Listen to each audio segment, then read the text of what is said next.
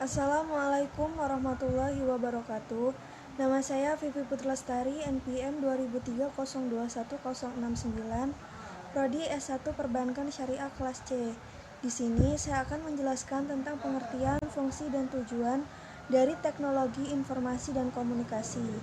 Tugas video ini dibuat untuk memenuhi ujian akhir semester mata kuliah Teknologi Informasi dan Komunikasi.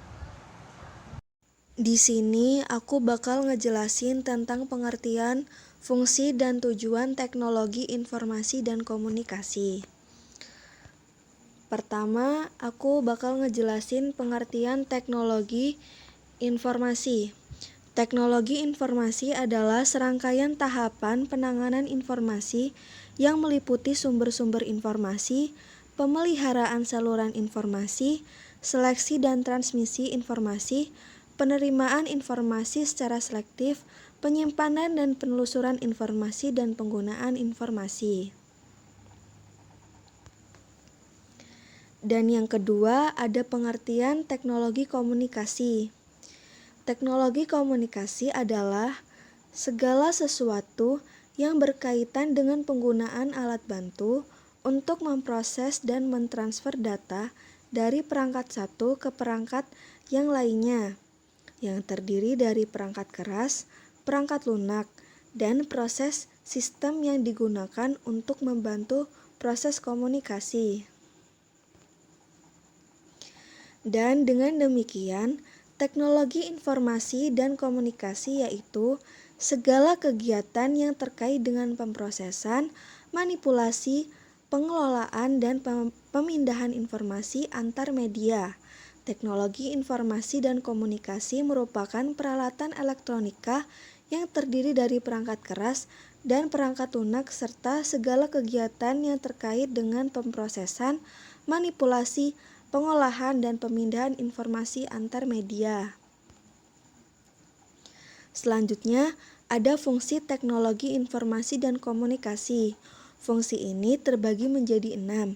Yang pertama ada menangkap atau capture. Menangkap di sini diartikan sebagai menginput, misalnya menerima inputan dari mic, scanner, keyboard, dan lain sebagainya. Yang kedua ada pengolah atau processing. Fungsi ini mengkomplikasikan catatan rinci aktivitas, misalnya menerima input dari keyboard, mic, scanner, mengolah atau memproses data masukan yang diterima untuk menjadi informasi. Pengolahan atau pemrosesan data dapat berupa konversi atau pengubahan data ke bentuk lain, analisis atau analisis kondisi, perhitungan atau kalkulasi, sintesis atau penggabungan, segala bentuk data dan informasi. Dengan adanya fungsi ini, pasti akan lebih memudahkan user. Yang ketiga ada menghasilkan atau generating. Generating ini di mana teknologi berperan sebagai alat untuk mengorganisasikan suatu informasi ke dalam sebuah bentuk yang lebih terarah dan mudah dipahami. Contoh sederhananya adalah grafik dan tabel. Dan yang keempat, ada penyimpanan atau storage. Fungsi teknologi informasi ini untuk merekam atau menyimpan data dan informasi dalam suatu media yang dapat digunakan untuk keperluan lainnya. Misalnya saja disimpan di hard disk, tab, disket atau CD, dan lain-lain sebagainya. Dan yang kelima, ada pencari kembali atau retrieval. Fungsi teknologi informasi ini menelusuri untuk mendapatkan kembali informasi atau menyalin data dan informasi yang sudah tersimpan, misalnya mencari supplier yang sudah lunas dan sebagainya. Ada kalanya data yang tersimpan sulit untuk ditemukan karena terlalu penuh. Dengan adanya fungsi ini dapat memudahkan user serta menghemat waktu juga. Dan yang terakhir ada transmisi atau transmission. Fungsi teknologi informasi ini untuk mengirim data dan informasi dari suatu lokasi lain melalui jaringan komputer. Misalnya saja mengirimkan data penjualan dari user A ke user lainnya. Sehingga kita tidak perlu menyalin satu persatu, cukup dengan saling sharing saja. Mudah dan sangat simpel, bukan?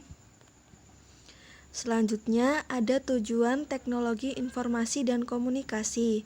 Tujuan ini untuk memecahkan suatu masalah, membuka kreativitas, meningkatkan efektivitas dan efisiensi dalam melakukan pekerjaan.